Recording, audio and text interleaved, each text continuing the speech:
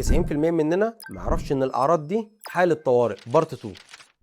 اسمع الفيديو الاخر وابعته لحد انت خايف عليه. لو فجاه حسيت ان في ستاره سودة نزلت على عينك، او شفت خيالات ومضاد ضوء غريبه، ما تقولش ده ارهاق من الشاشه.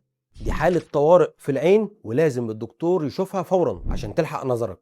زغلله العين المفاجاه مش مجرد ارهاق، لانها ممكن تكون علامه لانفصال الشبكيه.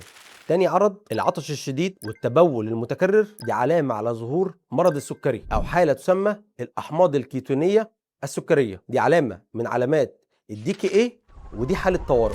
العرض الثالث وده اهمهم، لو انت حسيت بوجع حول السره وبيميل على الجنب اليمين وبدا يزيد مع الحركه، دي غالبا الزايده. اوعى تاخد مسكنات بطن وتنام، لان المسكن ممكن يخفي الاعراض لحد ما تنفجر، ودي حالة بنسميها التهاب الزائدة الدودية. ودي كانت الحكاية اللي محدش بيحكيها. معاكم دكتور محمد جمال.